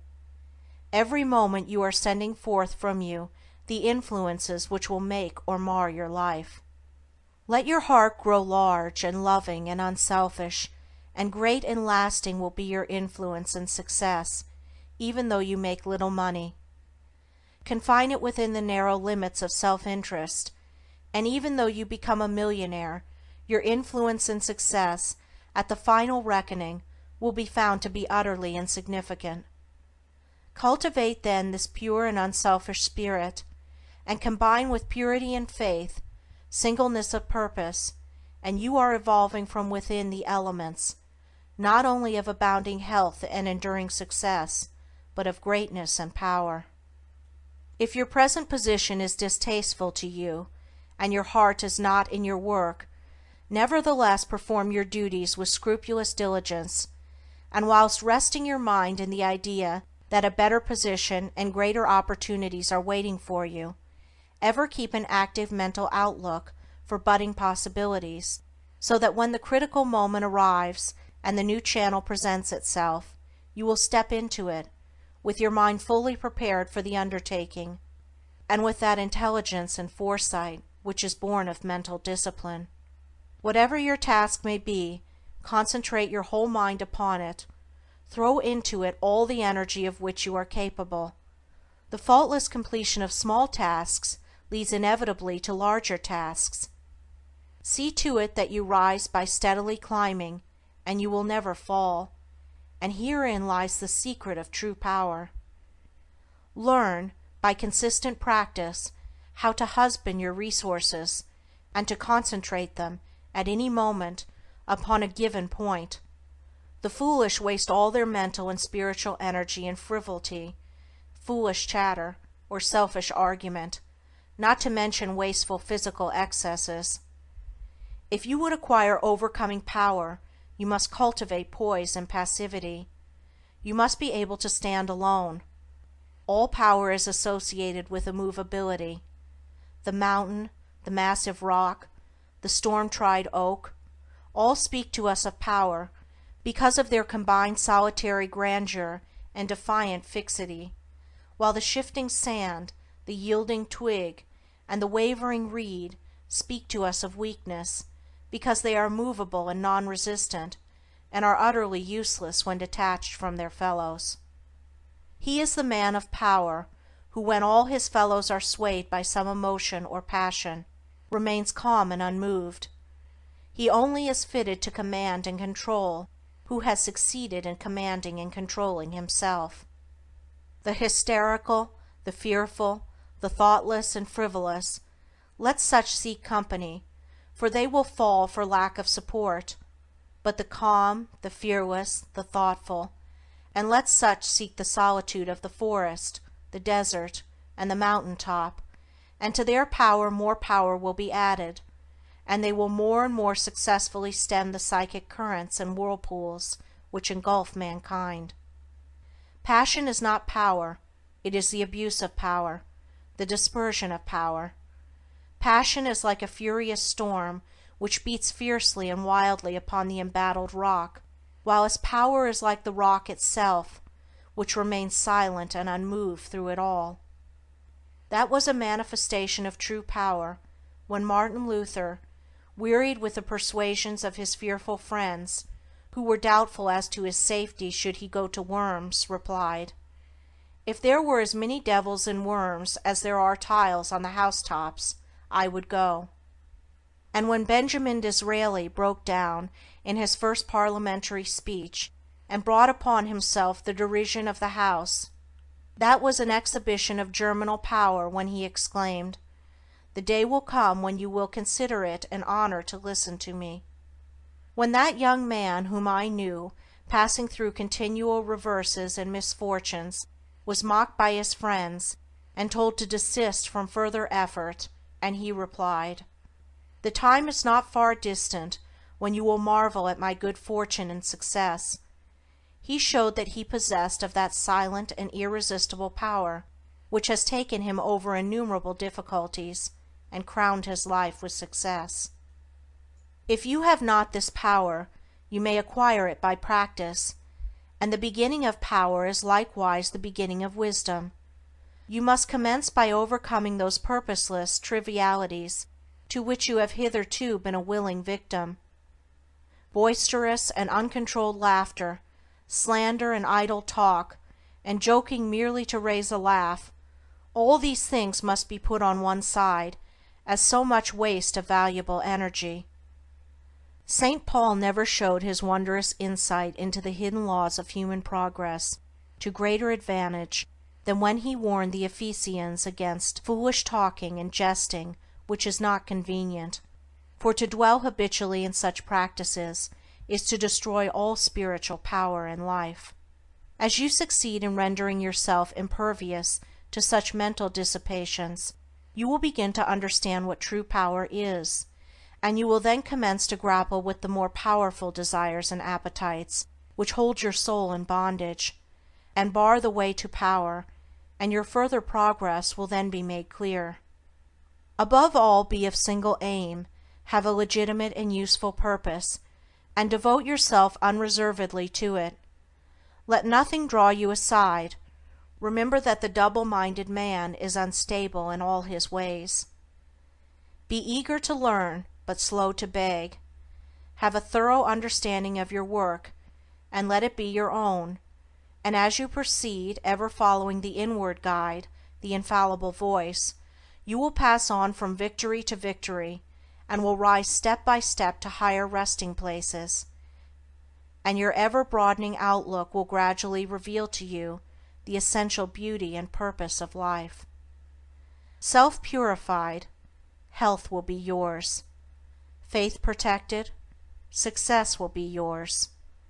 Self-governed, power will be yours, and all that you do will prosper, for ceasing to be a disjointed unit, self-enslaved, you will be in harmony with the great law, working no longer against but with the universal life, the eternal good.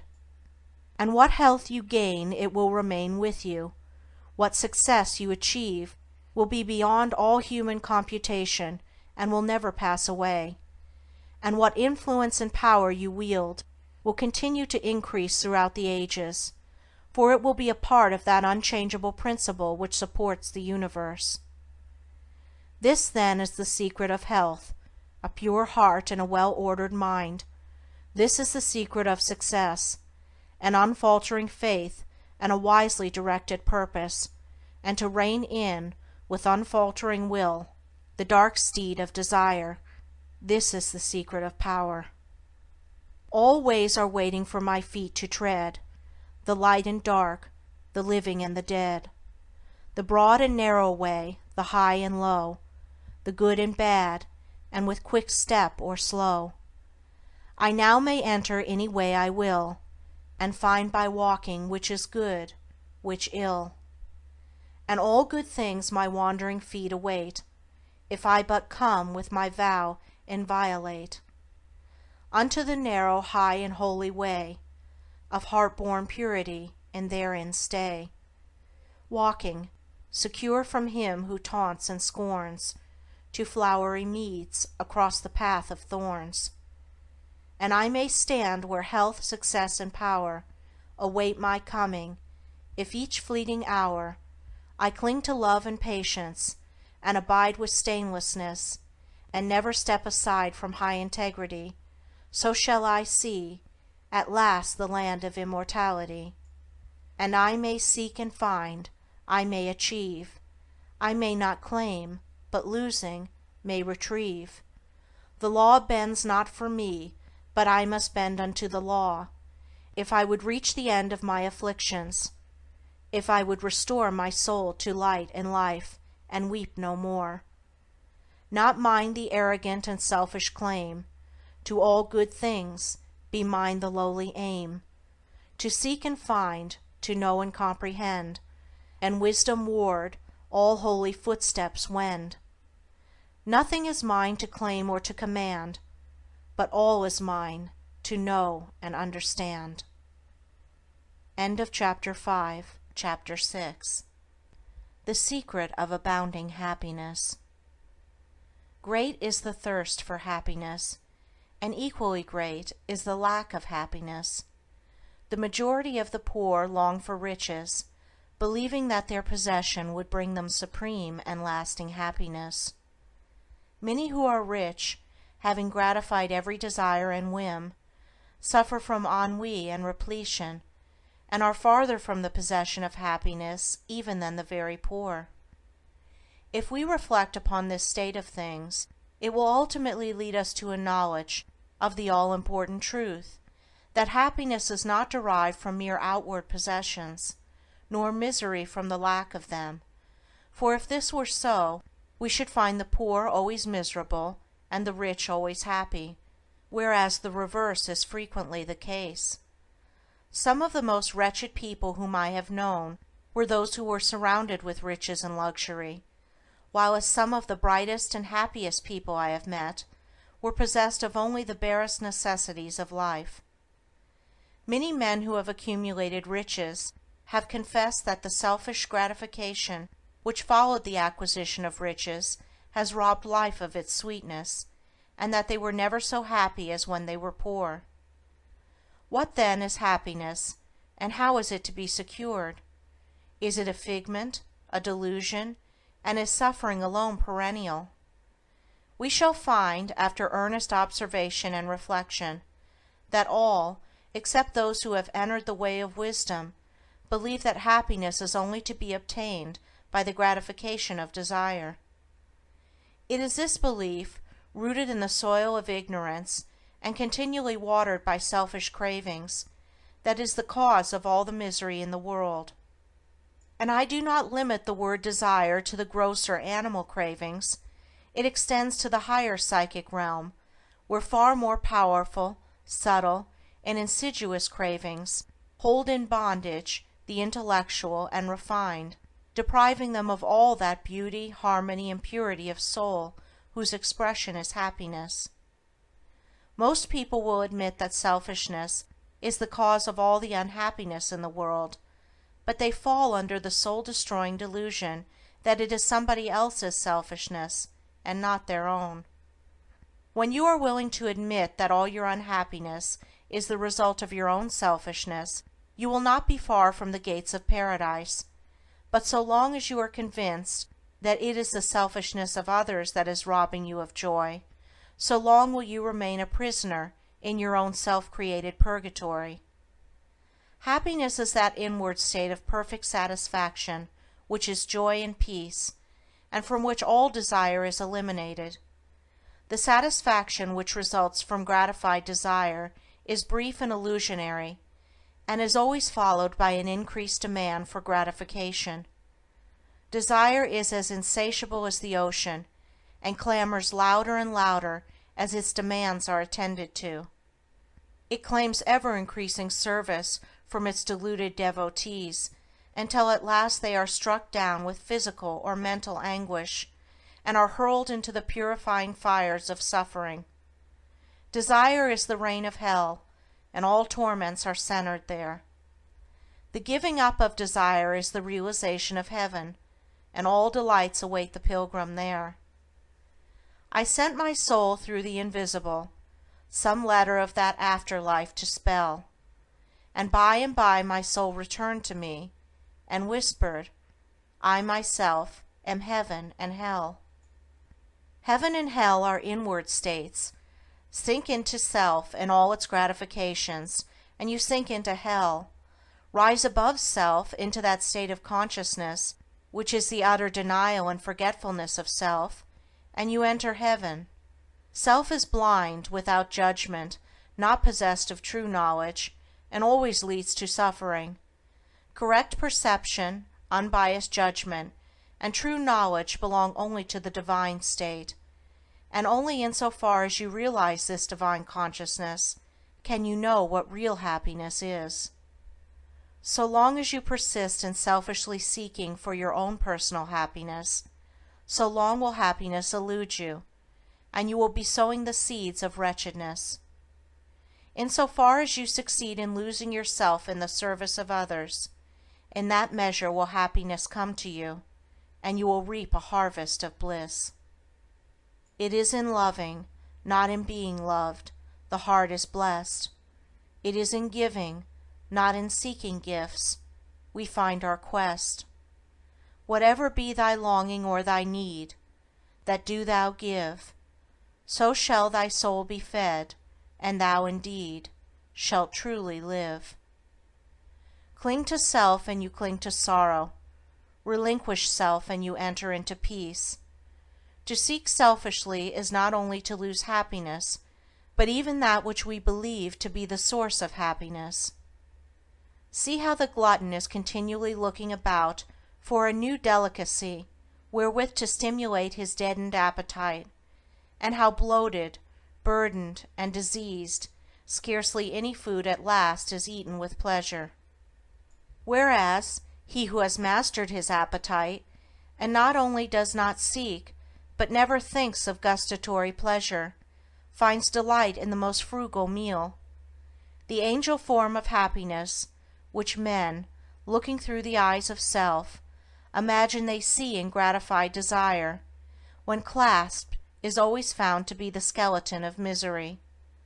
Truly, he that seeketh his life shall lose it, and he that loseth his life shall find it. Abiding happiness will come to you when, ceasing to selfishly cling, you are willing to give up.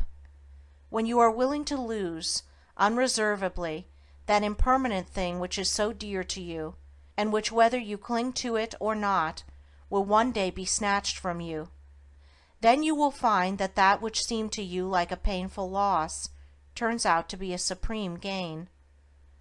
To give up in order to gain, than this there is no greater delusion, nor no more prolific source of misery. But to be willing to yield up and to suffer loss, this is indeed the way of life. How is it possible to find real happiness by centering ourselves in those things which, by their very nature, must pass away? Abiding in real happiness can only be found by centering ourselves in that which is permanent. Rise, therefore, above the clinging to and the craving for impermanent things, and you will then enter into a consciousness of the eternal, and as rising above self, and by growing more and more into the spirit of purity, self-sacrifice, and universal love, you become centered in that consciousness, you will realize that happiness which has no reaction and which can never be taken from you. The heart that has reached utter self-forgetfulness in its love for others has not only become possessed of the highest happiness, but has entered into immortality, for it has realized the divine.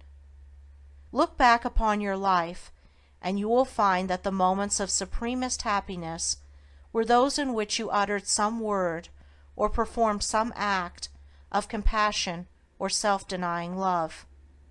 Spiritually, happiness and harmony are synonymous. Harmony is one phase of the great law whose spiritual expression is love. All selfishness is discord, and to be selfish is to be out of harmony with the divine order. As we realize that all-embracing love, which is the negation of self, we put ourselves in harmony with the divine music, the universal song, and that ineffable melody, which is true happiness, becomes our own. Men and women are rushing hither and thither in the blind search for happiness, and cannot find it, nor ever will, until they recognize that happiness is already within them and round about them, filling the universe, and that they, in their selfish searching, are shutting themselves out from it.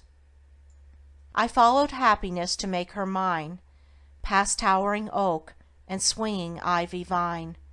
She fled, I chased, o'er slanting hill and dale, o'er fields and meadows, in the purpling vale. Pursuing rapidly, o'er dashing stream, I scaled the dizzy cliffs where eagles scream. I traversed swiftly every land and but always happiness eluded me. Exhausted, feigning, I pursued no more, but sank to rest upon a barren shore. One came and asked for food, and one for alms. I placed the bread and gold in bony palms. One came for sympathy, and one for rest. I shared with every needy one my best.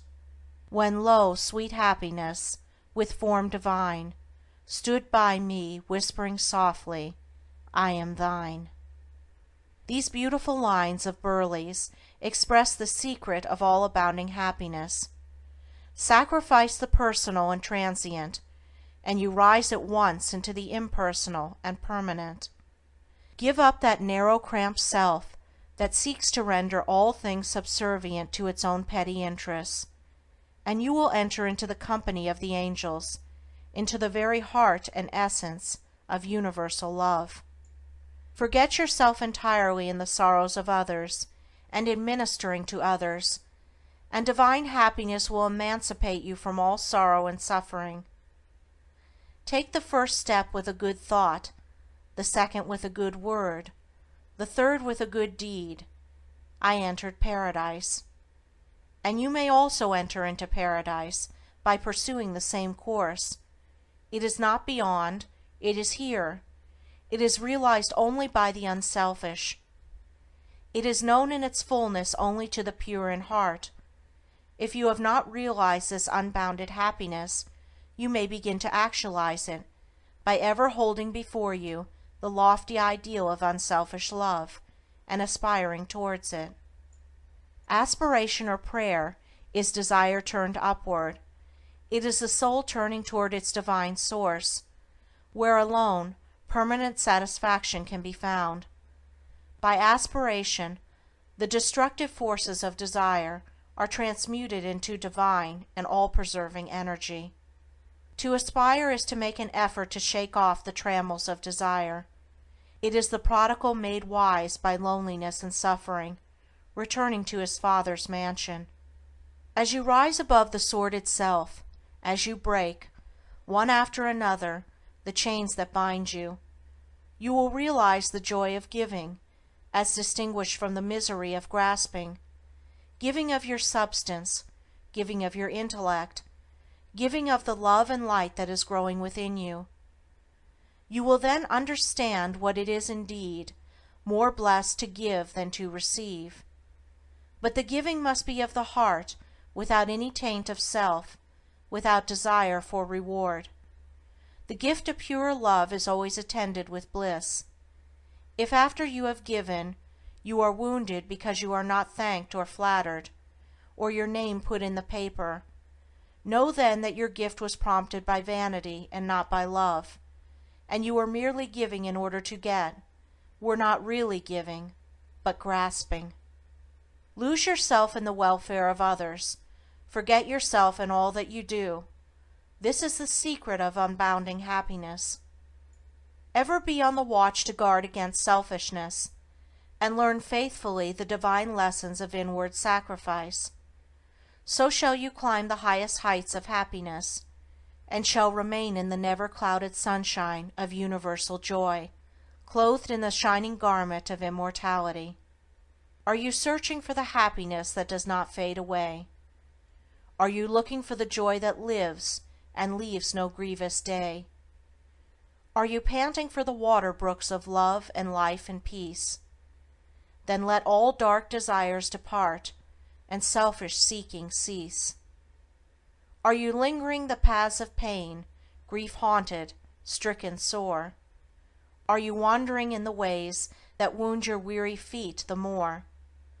Are you sighing for the resting place where tears and sorrows cease? Then sacrifice your selfish heart, and find the heart of peace.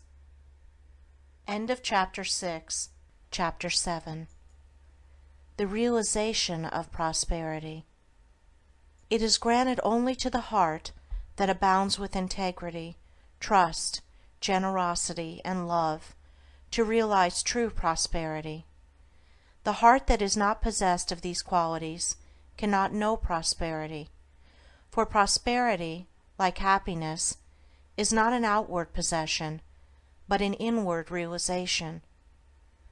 The greedy man may become a millionaire, but he will always be wretched and mean and poor, and will even consider himself outwardly poor, so long as there is a man in the world who is richer than himself, whilst the upright, the open-handed and loving, will realize a full and rich prosperity, even though their outward possessions may be small.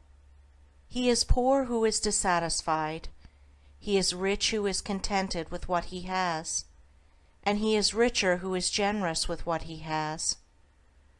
When we contemplate the fact that the universe is abounding in all good things, material as well as spiritual, and compare it with man's blind eagerness to secure a few gold coins or a few acres of dirt, it is then that we realize how dark and ignorant selfishness is. It is then that we know that self-seeking is self-destruction. Nature gives all without reservation, and loses nothing. Man, grasping all, loses everything. If you would realize true prosperity, do not settle down, as many have done, into the belief that if you do right, everything will go wrong. Do not allow the word competition to shake your faith in the supremacy of righteousness. I care not what men may say about the laws of competition, for do I not know the unchangeable law, which shall one day put them all to rout, and which puts them to rout even now, in the heart and life of the righteous man? And knowing this law, I can contemplate all dishonesty with undisturbed repose, for I know where certain destruction awaits it. Under all circumstances, do that which you believe to be right, and trust the law, trust the divine power that is eminent in the universe, and it will never desert you, and you will always be protected. By such a trust all your losses will be converted into gains, and all curses which threaten will be transmuted into blessings. Never let go of integrity, generosity, and love, for these, coupled with energy, will lift you into the truly prosperous state. Do not believe the world when it tells you that you must attend to number one first, and to others afterwards. To do this is not to think of others at all, but only of one's own comforts. To those who practice this, the day will come when they will be deserted by all, and when they cry out in their loneliness and anguish, there will be no one to hear and help them. To consider oneself before all others is to cramp and warp and hinder every noble and divine impulse. Let your soul expand. Let your heart reach out to others in loving and generous warmth, and great and lasting will be your joy, and all prosperity will come to you. Those who have wandered from the highway of righteousness guard themselves against competition. Those who always pursue the right need not to trouble about such defense. This is no empty statement. There are men today who, by the power of integrity and faith, have defied all competition, and who, without swerving in the least from their methods, when competed with, have risen steadily into prosperity, whilst those who try to undermine them have fallen back defeated. To possess those inward qualities which constitute goodness is to be armored against all the powers of evil, and to be doubly protected in every time of trial, and to build oneself up in those qualities is to build up a success which cannot be shaken, and to enter into a prosperity which will endure forever. The white robe of the heart invisible is stained with sin and sorrow, grief and pain, and all repentant pools and springs of prayer shall not avail to wash it white again. While in the path of ignorance I walk, the stains of error will not cease to cling. Defilements mark the crooked path of self, where anguish lurks and disappointments sting. Knowledge and wisdom only can avail to purify and make my garment clean, for therein lie love's waters, therein rests peace undisturbed, eternal, and serene.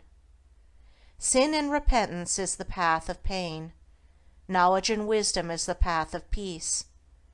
By the near way of practice I will find where bliss begins, how pains and sorrows cease. Self shall depart, and truth shall take its place. The changeless one, the indivisible, shall take up his abode in me, and cleanse the white robe of the heart invisible. End of chapter 7. Recording by Andrea Fiore. End of The Path of Prosperity by James Allen.